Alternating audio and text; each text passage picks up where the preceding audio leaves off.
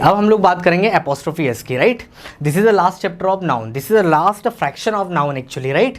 हम लोग apostrophe S की बात करने वाले हैं कि एपोस्ट्रोफी एस का यूज़ किस तरीके से हम लोगों को करना है सेंटेंस के अंदर, और किस तरीके से एपोस्ट्रोफी के ऊपर बेस्ड गलतियाँ आती है उसकी भी मैं चर्चा करूंगा। तो वीडियो के अंत तक बने रहे दोस्तों। आगे बढ़ने से पहले चैनल को सब्सक्राइब करें, लाइक करें and don't forget to click on the bell icon, ठीक है ना। आज मैं बात करूंगा एपोस्ट्रोफी एस की। सर ये एपोस्ट्रोफी एस है क्या? कुछ नहीं होता बेटा, ये देखो एपोस्ट्रोफी मार्क और ये एस, इसको हम बोलते हैं एपोस्ट्रोफी एस, ठीक है ना। अब सर ये करता क्या है? ये मीनिंग देता है सेंटेंस के अंदर काके की, किसकी मीनिंग देता है? काके की। सर ये करता क्या है? ये दिखाता है बेटा पोजीशन। क्या दिखाता है? पोजीशन दिखाता है, मालिकाना हक दिखाता है, किसी वस्तु पर, किसी इंसान पर आपका अधिकार दिखाता है, राइट। जैसे ऑफ बोलते हैं ना, you are a student of, तो ऑफ भी क्या दिखाता है? एक प्रकार से पोजीशन दिखाता है। तो ऑफ को ना रखते हुए हम लोग एपोस्ट्रोफी एस का इस्तेमाल कर सकते हैं। अब कहाँ करना है, कहाँ नहीं करना है, इस बात की भी मैं चर्चा करूँगा, राइट। तो आगे बढ़े हम लोग। एपोस्ट्रोफी एस समझ में आ गया। ये किसी भी नाउन या प्रोनाउन पे, या किसी भी एक नाउन का अधिकार दूसरे नाउन पे, एक लिविंग का अधिकार दूसरे लिविंग पे, एक लिविंग का अधिकार दूसरे नॉन लिविंग पे दिखाने वाले जो शब्द होते हैं, या यूँ कहें जो मार्क होता है और इस तरीके से जो लिखा होता है, उसी को बोलते हैं हम लोग एपोस्ट्रोफी एस, ठीक है ना। आगे बढ़ते हैं, वन बाय वन हम लोग टैकल करने की कोशिश करते हैं, राइट। देखो सबसे पहले बेस बता दो मैं आपको, सबसे पहले बेस आपका मजबूत करना है भैया, राइट। पहले बेस समझ लो कि एपोस्ट्रोफी एस का काम होता क्या है, करता क्या सेंटेंस के अंदर, राइट। सबसे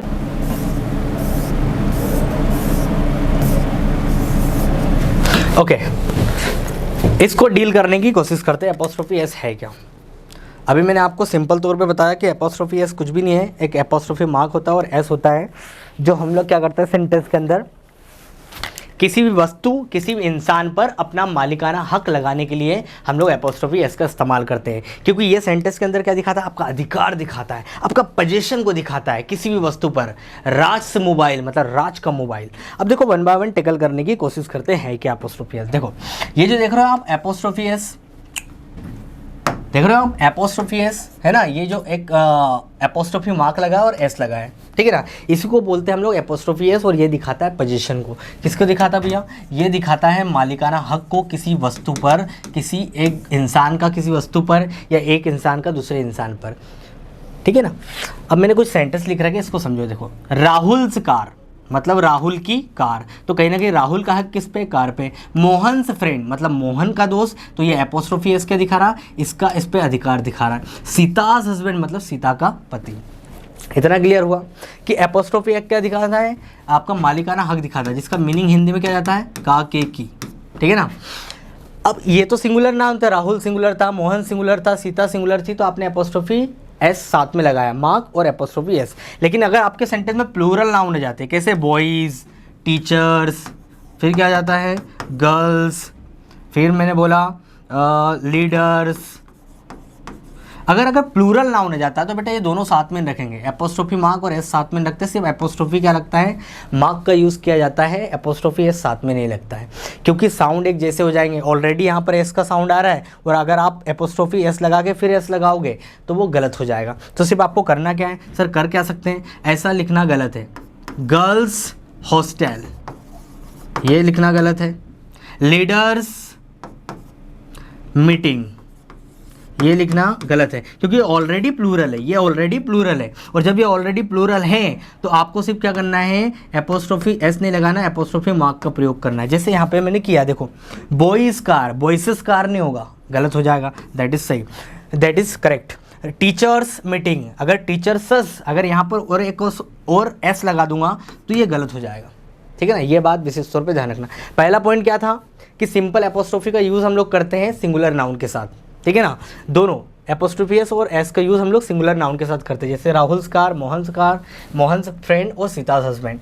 फिर प्लूरल नाउन अगर आपके सेंटेंस में जाए तो आपको एपोस्ट्रोफी मार्क और एस साथ में नहीं लगाना है, सिर्फ उसके मार्क का यूज़ करना है, एस का यूज़ नहीं करना है। क्यों नहीं करना है? क्योंकि ऑलरेडी ये प्लूरल होता है, एस जैसा साउंड हो जाता है लास्ट में, या एक तो एस जैसा साउंड हो जाता है और आप ऊपर से एपोस्ट्रोफी एस भी लगा रहे हो, तो वो गलत हो जाएगा, बोलने में भी गलत हो जाएगा और लिखने में तो गलत होता ही है, ठीक है ना। तो ये बातें आपको ध्यान रखना है।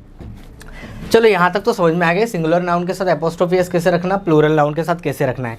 अब एपोस्ट्रोफी जो एस का यूज़ जो हम लोग करते हैं ना, सिर्फ और सिर्फ सिंगुलर नाउन का पोजीशन, सिर्फ और सिर्फ लिविंग नाउन का पोजीशन किसी नॉन लिविंग पे दिखाते हैं, लिविंग का पोजीशन नॉन लिविंग पे, या लिविंग का पोजीशन किसी दूसरी लिविंग चीज़ पे दिखाने के लिए एपोस्ट्रोफी एस का यूज़ करते हैं।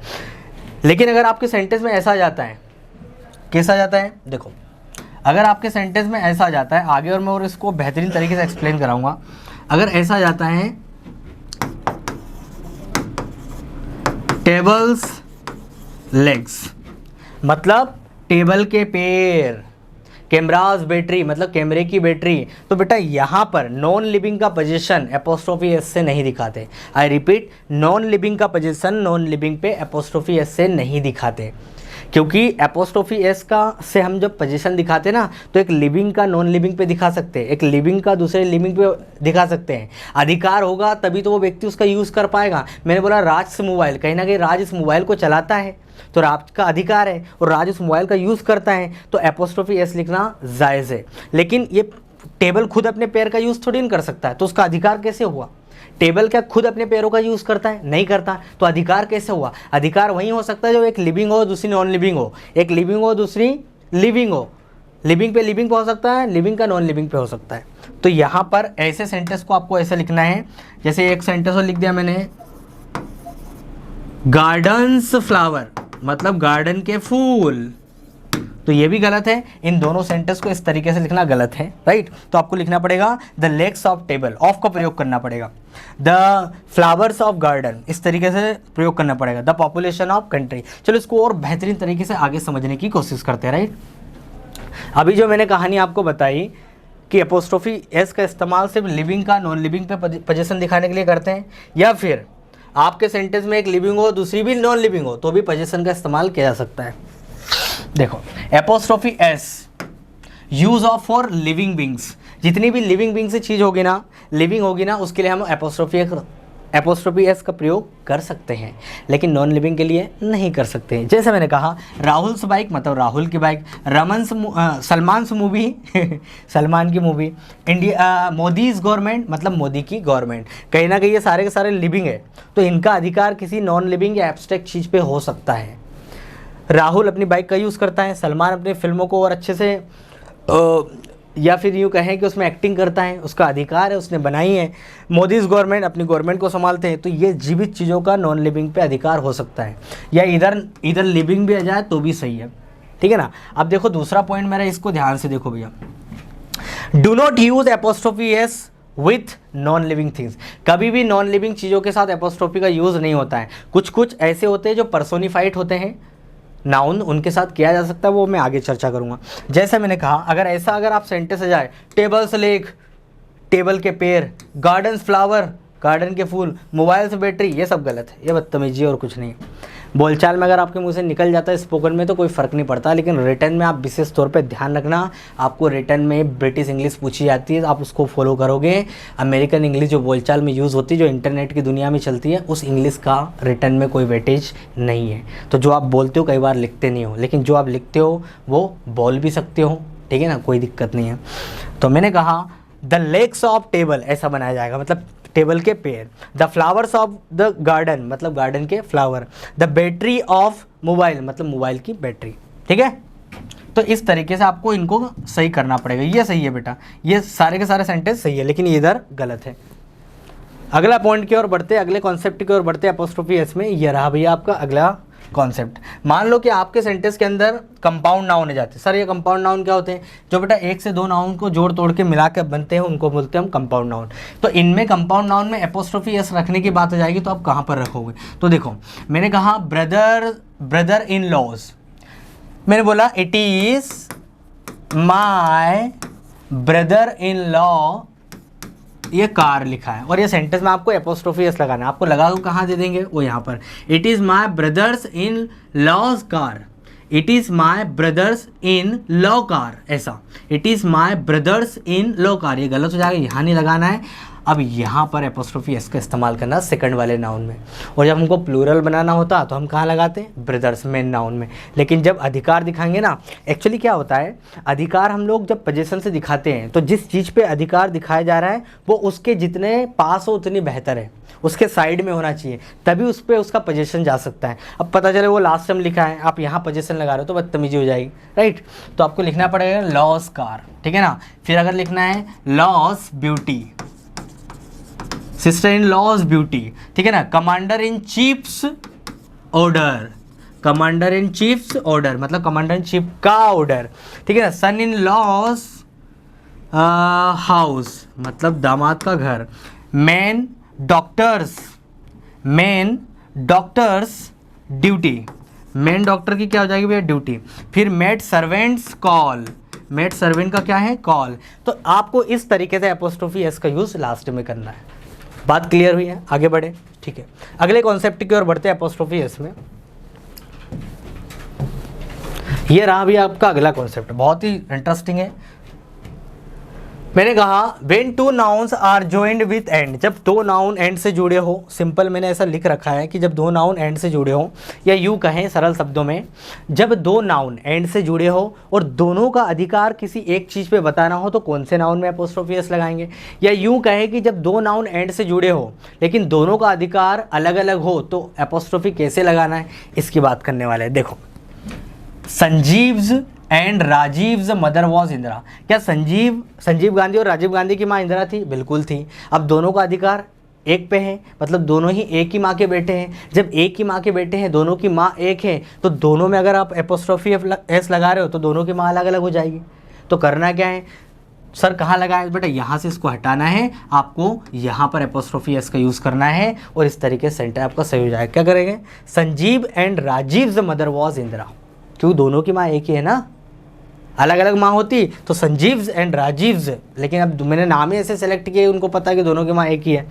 तो ऐसी कंडीशन में आप एपोस्ट्रोफी एंड के बाद वाले नाउन में लगाओगे, राइट। अगला सेंटेंस देखो, Mohan's and Sohan's house is very far. अगर मोहन और सोहन का घर एक ही है, अगर मोहन और सोहन का घर एक ही है तो आप एंड वाले नाउन में एपोस्ट्रोफी एस लगाओगे। क्या करोगे, Mohan and Sohan's house is very far, Mohan और सोहन का हाउस बहुत दूर है, राइट। अब दोनों का घर एक ही है, लेकिन दोनों का घर अगर अलग अलग है, सर ये पता कैसे चलेगा? देखो रिटर्न में तो आपको क्या करना है, रिटर्न में पता भी नहीं चलेगा कि भाई ये जो नाउन मैंने यूज़ किया है। देखो रिटर्न में पता चल जाएगा बेटा, सेंटेंस मैंने अभी अधूरा लिखा है यहाँ तक, सेंटेंस आगे पढ़ना पड़ेगा, एक और उसमें ऐड होगा सेंटेंस, कहानी लिखे हुए आगे जिनके बारे में बात की जा रही है, तो पूरा आपको डिस्क्रिप्शन मिलेगा। तो उसके आधार पर आपको चूज़ करना है कि भाई कहाँ पर हम लोग लगाएं, ठीक है ना। तो मैं आपको सिर्फ बता रहा हूँ, मैं आपको कॉन्सेप्ट बता रहा हूँ कि इस तरीके से तो आप क्या करोगे। अगर दोनों का घर एक ही है तो आप इस नाउन में एपोस्ट्रोफी एस लगाओगे, लेकिन दोनों का घर अगर अलग अलग है तो दोनों में क्या करोगे, एपोस्ट्रोफी एस का यूज़ करोगे। जैसे मैंने कहा Mohan's and Sohan's houses are very far. अब दूसरी चीज़ ये भी हो जाएगी कि मान लो सर पता कैसे चलेगा कि दोनों का घर एक ही है। अब जब दोनों का घर एक ही होगा तो बेटा हाउस लिखा होगा, हेल्पिंग वर्ब इज लिखी होगी, हालांकि नाउन से ही पता चलेगा। अगर दोनों का घर अलग है तो ये नाउन प्लूरल फॉर्म में होगा, हाउसेस लिखा है मतलब दोनों के अलग अलग घर की बात हो रही है। ऐसा भी हम लोग उसको टैकल कर सकते हैं, राइट, समझ सकते हैं। मैंने लिखा राम एंड श्याम्स वाइफ। अब देखो वाइफ के केस में तो ऐसा तो हो नहीं सकता कि दो लोगों की एक ही वाइफ हो। अगर कहीं होता है भारत के किसी हिस्से में तो वो नहीं कह सकते, लेकिन एग्ज़ाम में ऐसा नहीं पूछते। एग्ज़ाम ओरिएंटेड चीज़ें ये होती है, भाई एक व्यक्ति की एक ही वाइफ हो सकती है, ज़्यादा नहीं हो सकती। लेकिन हाँ, वो महाभारत का अगर एग्ज़ाम्पल आ जाए द्रौपदी का तो वहाँ उस केस में हो सकता है, अगर वो एग्ज़ाम्पल आता है तो। वैसे तो कॉमन तौर पे ऐसा नहीं होता है। तो हर व्यक्ति की अपनी एक वाइफ होती है, तो अलग अलग नहीं होती है। राम एंड श्याम्स वाइफ, तो ऐसी कंडीशन में क्या करोगे, दोनों में एपोस्ट्रोफी एस लगो, इसकी वाइफ अलग है और इसकी अलग है। अगर यहाँ एपोस्ट्रोफी एस नहीं लगाऊंगा ना तो दोनों की वाइफ एक हो जाएगा। और फिर इसको भी क्या करना पड़ेगा, आपको वाइव्स करना पड़ेगा भैया। Ram and Shyam's wives are coming to the party tonight, ठीक है ना। ये are ready to worship of the lord Shiva, ठीक है ना। इस तरीके से आई होप मेरा पॉइंट आपको क्लियर हो गया हो।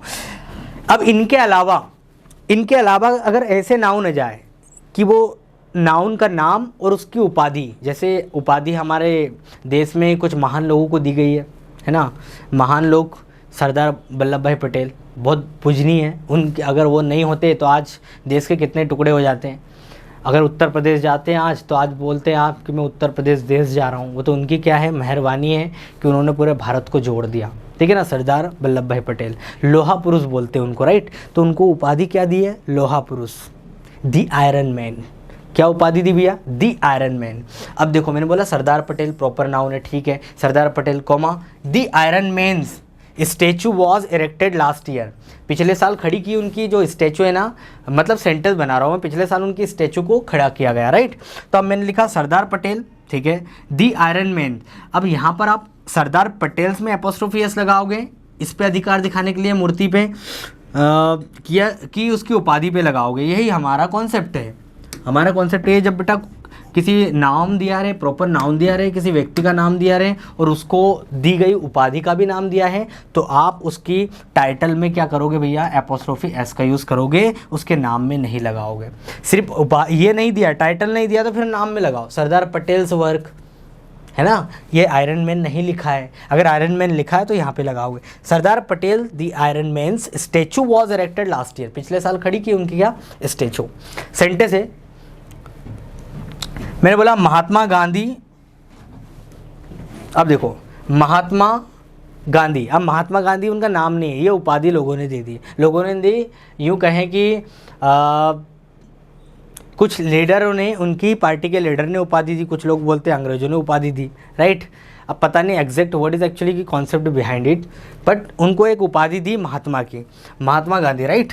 अब मैंने लिखा Mahatma Gandhi biography was published by government. Government के द्वारा महात्मा गांधी की जो बायोग्राफी है, जीवनी है, उसको क्या किया है, पब्लिश किया गया है। देखो तो ये उपाधि का नाम है बेटा, तो आपने क्या करा, उपाधि का नाम है तो यहाँ आपको नहीं लगाना है, पूरा का पूरा इस तरीके से पूरा उपाधि के बाद लगाना, Mahatma Gandhi's biography, not a Mahatma's Gandhi biography, ये गलत हो जाएगा, तो यहाँ पर लगाना आपको। पॉइंट क्लियर हुआ? पॉइंट क्लियर हुआ तो आगे बढ़ते हैं, अगले कॉन्सेप्ट की ओर बढ़ते हैं। देखो अब इनके अलावा आपको कुछ याद रखने वाली चीज़ क्या है, ये तो हो गई बेसिक चीज़ें। अब हम लोग बात कर रहे थे थोड़े से एग्जाम ओरिएंटेड, आपको किस तरीके से ऐसे क्वेश्चन इनसे रिलेटेड आ सकते हैं।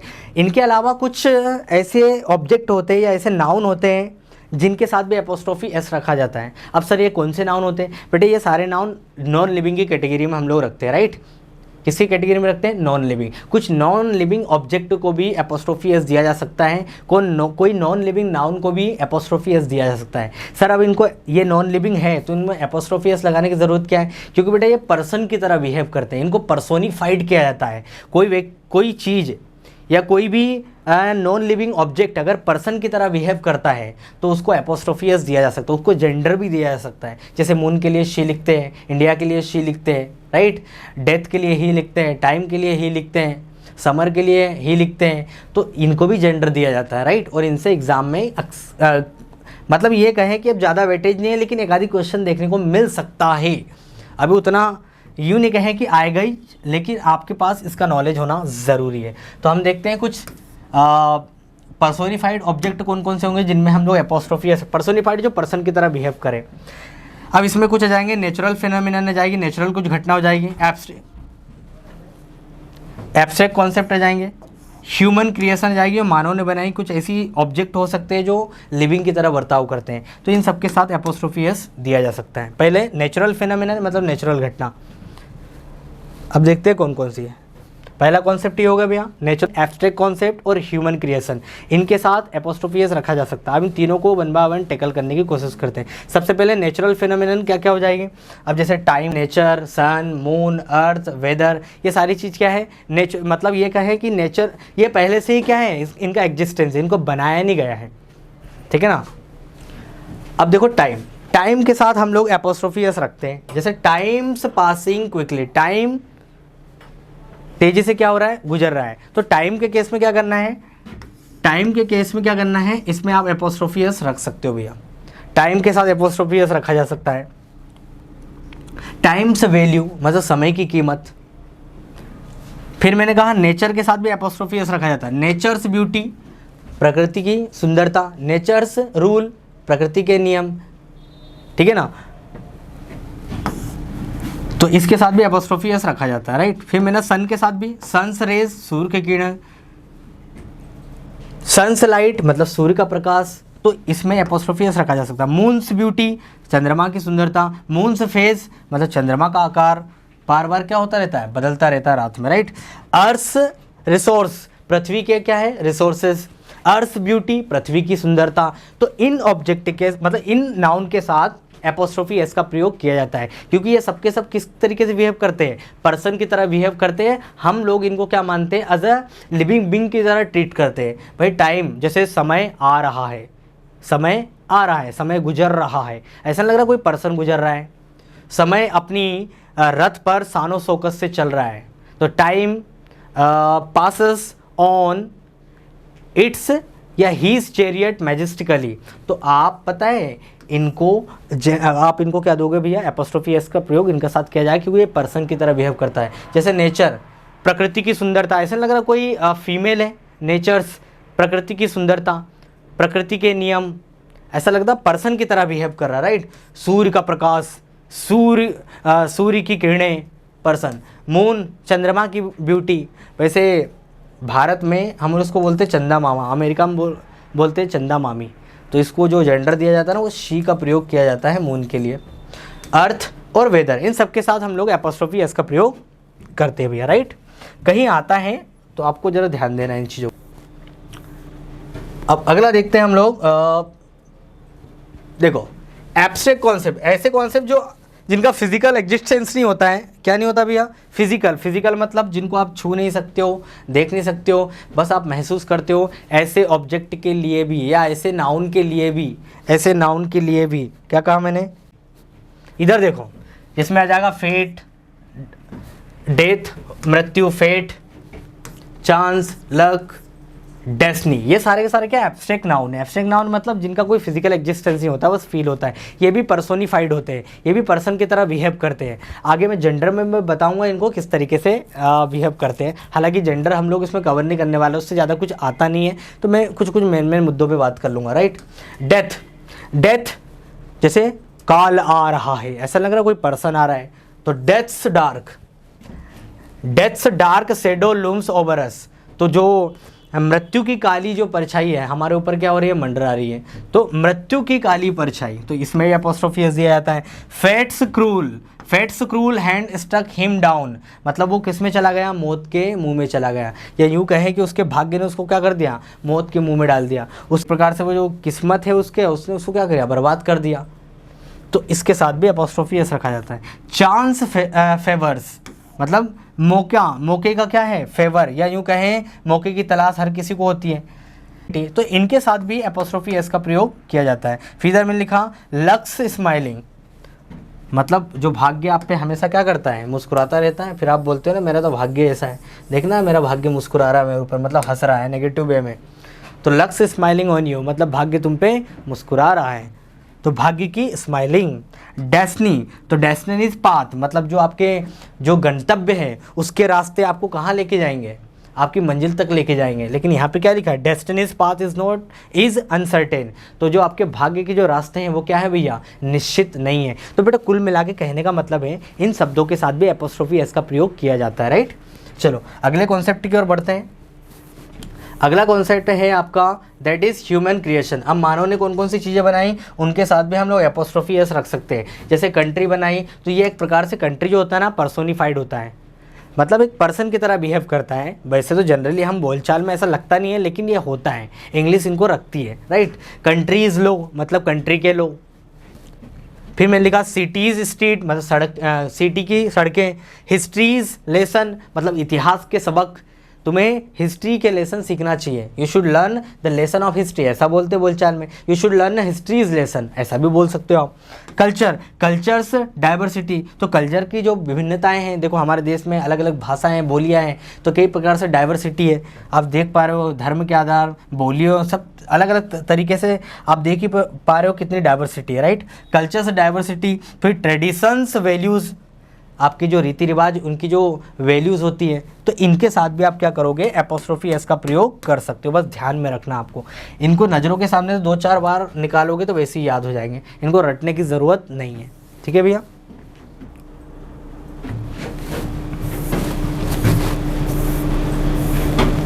अगला कौन सा है भैया हमारा अदर्स। अब अदर्स में कौन कौन से मैंने लिख रखे हैं यहाँ पर, इनके साथ भी एपोस्ट्रोफी एस दिया जा सकता है। इनको जरा नज़र मान लो जरा, लाइफ के साथ एज के साथ, सॉरी लाइफ के साथ एज के साथ, एक्सपीरियंस, फ्यूचर, पास्ट, इनके साथ भी हम लोग एपोस्ट्रोफी एस रखते हैं। इनके साथ भी क्या रखते हैं, एपोस्ट्रोफी एस। जैसे लाइफ्स जर्नी, जीवन की जर्नी है ना, यात्रा, लाइफ्स लेसन, जीवन के सबक, एज विजडम, मतलब बोलते हैं ना बुद्धि एज के साथ आती है, तो उम्र की जो बुद्धिमत्ता है ना, वो एक प्रकार से बोल सकते हो कि आपके अंदर बुद्धिमत्ता, आपके अंदर बुद्धि उम्र के साथ है। ऐसा कुछ नहीं है भैया, ये हमारे दिमाग में ज़बरदस्ती कॉन्सेप्ट डाल दिया कि व्यक्ति के अंदर बुद्धि का विकास एज के अकॉर्डिंग होता है, जैसे जैसे वो उसकी उम्र बढ़ती जाती है वैसा बुद्धि का विकास होता है। ऐसा कुछ नहीं, ऐसा दिमाग में डाला गया, ठीक है ना। अगर ये नहीं डालते ना तो बच्चे कई बार क्यों डाला गया है, क्योंकि फिर बच्चों के दिमाग में ये कॉन्सेप्ट होता है कि बच्चा ऐसा होता है, अरे वक्त के साथ सीख जाएंगे रे, कौन मेहनत करे, फिर उनकी आधी उम्र गुजर जाती है। तो ये घुसा दिया दिमाग में कि समय के साथ बदलाव आएगा। ऐसा कुछ नहीं होता है, आपको बदलाव लाना पड़ता है, करना पड़ता है। अगर ऐसा होता तो छत्रपति शिवाजी महाराज इतने ज्ञानी नहीं होते, छत्रपति संभाजी राव इतने ज्ञानी नहीं होते हैं, महाराणा प्रताप इतने ज्ञानी नहीं होते हैं। तो इनको कम उम्र में वो शिक्षा दी गई जो व्यक्ति 30-35 के और ये 40 साल की उम्र तक प्राप्त करता है। 16 साल की उम्र तक इन्होंने इतिहास रच दिया। जैसे छत्रपति संभाजी राव ये मान के चलो कि कई भाषाएँ सीख गए वो, डक्कन लैंग्वेज, पुर्तगालियों की भाषा, इंग्लिश, हिंदी, रीजनल लैंग्वेज, बहुत सारी भाषा, 3 शास्त्र लिख डाले, बुद्ध भूषण नक्षिका जैसे शास्त्र लिखे छत्रपति संभाजी राव ने। तो कम उम्र में बताओ यार, इन्होंने इतिहास रचा है, इतिहास रटा नहीं। ओके, एक्सपीरियंस लेसन, मतलब आपके जो अनुभव के जो सबक होते हैं इसके साथ भी रखा जाता है। फ्यूचर्स पॉसिबिलिटीज़, मतलब भविष्य की संभावनाएं देख लो आप। पास्ट मेमोरीज, भूतकाल की आपकी आदतें, तो बेटा इनके साथ भी एपोस्ट्रोफी एस रखा जाता है। और ये आप बोलचाल में सब में बोलते रहते हो, राइट। और इधर देख लो, ये कुछ और शब्द होते हैं, टाइम, मेजरमेंट, लेंथ और वेट। टाइम दिखाने वाले, मेजरमेंट दिखाने वाले, लंबाई, लेंथ दिखाने वाले और वजन दिखाने वाले शब्दों के साथ भी हम लोग एपोस्ट्रोफी एस रखते हैं। सर कैसे वजन दिखाने वाले शब्दों के साथ रखते हैं, अब देखो इधर यहाँ पर कुछ शब्द लिखे, इनको देखो जरा। जैसे मैंने बोला अ डेज वर्क इज़ इनफ, एक दिन का काम, तो डे क्या है बेटा, समय दिखा रहा है, एक दिन का काम काफ़ी है, अ डेज वर्क इज़ इनफ। फिर मैंने लिखा अ वीक्स नोटिस, मतलब एक सप्ते का नोटिस, अ वीक्स वर्क मतलब एक सप्ते का काम, अ वीक्स वीडियो, एक सप्ते के वीडियो, ये सब टाइम को दिखा रहे हैं। ये दोनों में क्या होगा, time. Months, a month salary मतलब एक महीने की सैलरी, ये सब टाइम को डिनोट कर रहे हैं, राइट। फिर मैं बोला अ ईयर्स एक्सपीरियंस, मतलब एक साल का एक्सपीरियंस।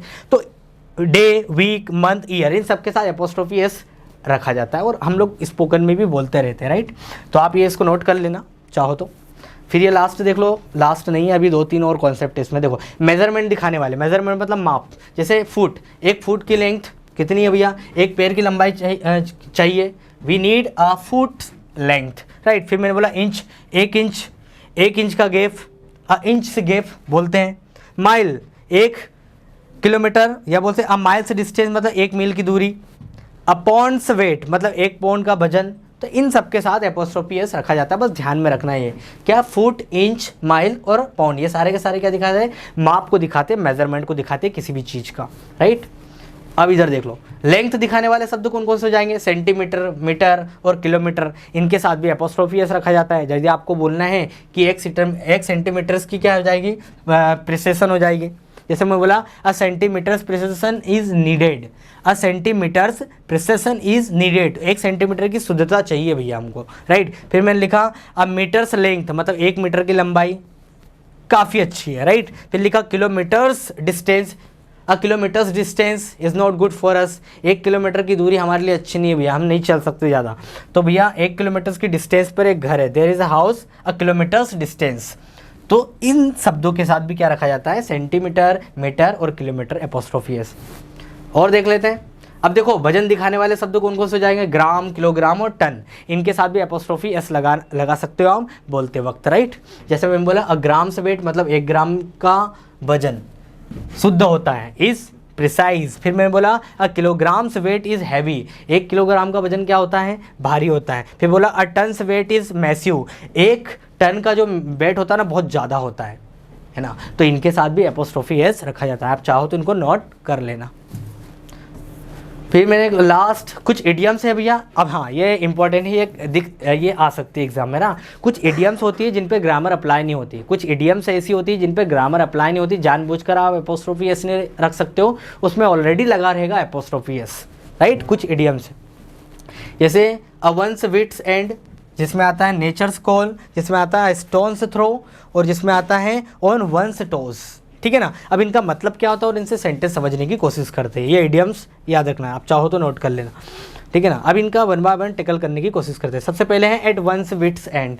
देखो यहाँ पर भी एपोस्ट्रोफी एस लगा है, यहाँ पर भी लगा है, तो इसमें ऑलरेडी लग के आता है एपोस्ट्रोफी एस, आप मन से नहीं लगा सकते हो। इसमें ऑलरेडी लग के आता है, आप मन से लगा सकते हो। अगर इनमें से एपोस्ट्रोफी एस हटा दूंगा तो इनका मीनिंग ही चेंज हो जाएगा, वो नहीं होगा जिसके लिए बनाई गई इडियम्स। जैसे मैंने कहा, एक समस्या का समाधान नहीं मिलने पर परेशान होना, मतलब किसी व्यक्ति को किसी समस्या का समाधान नहीं मिलने पर जो वो परेशान होता है ना, उसको बोलते हैं हम लोग एट वंस विट्स एंड। जैसे मैंने कहा, I am at my wits end trying to fix this problem, तो मैं क्या हूँ, एक प्रकार से परेशान हूँ इस प्रॉब्लम की समस्या को ढूंढने के लिए। ये मतलब यूँ कहें कि मुझे इस प्रॉब्लम की समस्या नहीं मिल रही, इसलिए मैं परेशान हूँ, इसलिए मैं इसको क्या कर रहा हूँ, फिक्स कर रहा हूँ। या I am at my wits end, मतलब मैं परेशान हूँ और मैं इसको सॉल्व करने की कोशिश कर रहा हूँ। दूसरा शब्द इसमें कौन सा था, नेचर्स कॉल। नेचर्स का कॉल मतलब होता है आवाहन, बोल सकते हो, आवाहन को बोलते हैं नेचर्स कॉल। प्रकृति का आह्वान करना, सोच के लिए जाना का समय बोल सकते हो। जैसे मॉर्निंग टाइम में हम जाते हैं ना, we just go for the refreshment, तो उसको बोलते हैं हम लोग नेचर्स कॉल, ठीक है ना। जैसे I need to answer nature's call, मुझे नेचर्स कॉल का आंसर देना, मतलब मुझे शौचालय के लिए जाना है, दैट इज़। सोच के सिंपल सी बात है यार, सुबह फ्रेश होने जाते हो ना, सुबह फ्रेश होने जाते हो ना, उसी को बोलते हैं नेचर्स कॉल।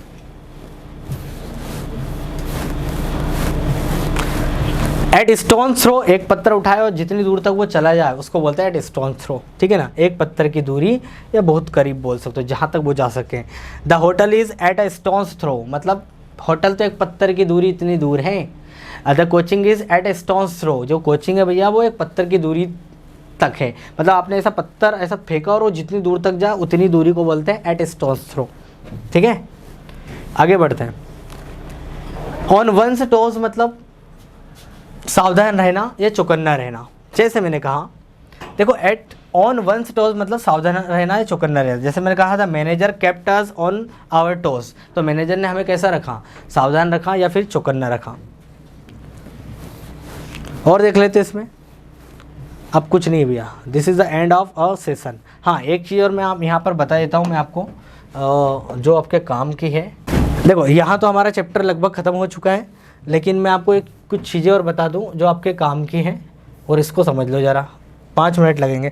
देखो मैं जेंडर इसमें इंक्लूड नहीं कर रहा हूँ, जेंडर से वैसे क्वेश्चन मुझे ऐसा लग रहा है कि ज़्यादा वेटेज नहीं है। जैसे आपके 4 जेंडर होते हैं, मस्कुलिन, फेमाइन और न्यूटर और कॉमन जेंडर। मस्कुलिन में किसकी बात होगी, जैसे पुरुष प्रजाति की बात होगी, लॉयन, ठीक है ना, बॉय, ठीक है ना, टाइगर, ये सारे क्या हो जाएंगे, मस्कुलिन जेंडर हो जाएंगे। कौन से हो जाएंगे भैया, मस्कुलिन जेंडर। फेमाइन जेंडर कौन से हो जाएंगे, जिसमें स्त्री की बात होगी, चाहे आप गर्ल लिख दो, क्वीन लिख दो, ये सारी क्या हो जाएंगे, फेमाइन जेंडर। और तीसरा आपका चौथा हो जाएगा, तीसरा हो जाएगा आपका कॉमन जेंडर। कॉमन में मतलब ऐसा शब्द जो दोनों के लिए इस्तेमाल किया जाए, जैसे डॉक्टर दोनों हो सकते हैं, है ना, डॉक्टर दोनों हो सकते हैं, लॉयर दोनों हो सकते हैं, तो ये क्या हो जाते हैं, कॉमन जेंडर। और एक होता है न्यूटर।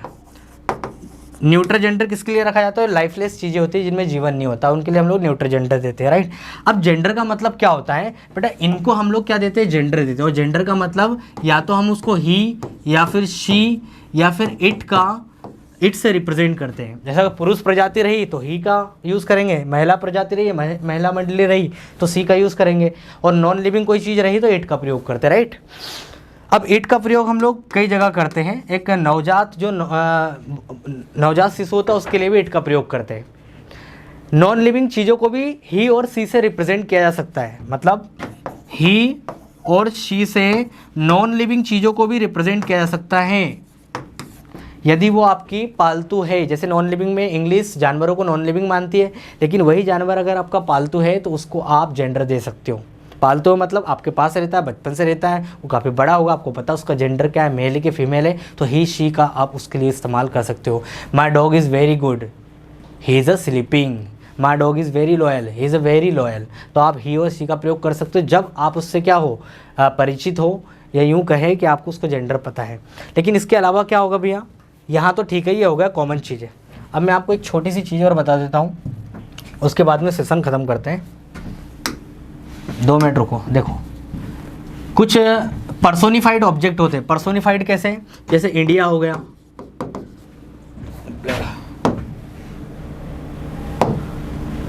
क्या हो गया, जैसे इंडिया हो गया, क्या हो गया भैया, इंडिया पर्सोनिफाइड ऑब्जेक्ट। जैसे इंडिया, अमेरिका, ये तो कुछ ज़्यादा ही बड़ा हो गया, ठीक है ना।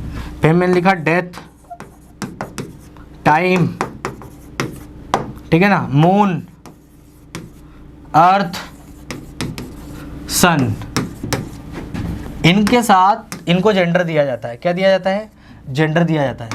जेंडर मतलब यहाँ पे लिख देता हूँ इंडिया, इंडिया, राइट।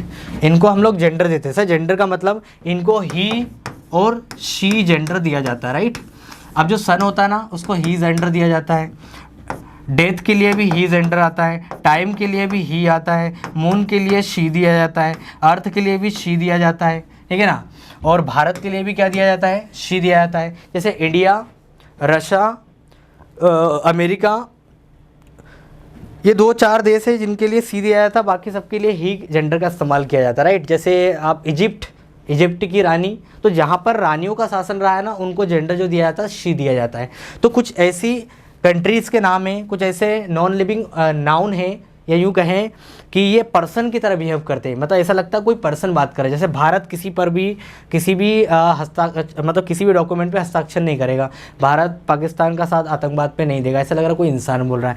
तो इनको ये सब जेंडर दिया जा सकता है, और इनसे भी गलतियाँ कभी आ सकती है। एक एग्जाम्पल के तौर पर गलती लिख देता हूँ मैं, ये भैया लिख लेना, India, death, time, liberty, liberty मतलब आज़ादी, इसको लिए भी जेंडर सी दिया जाता है।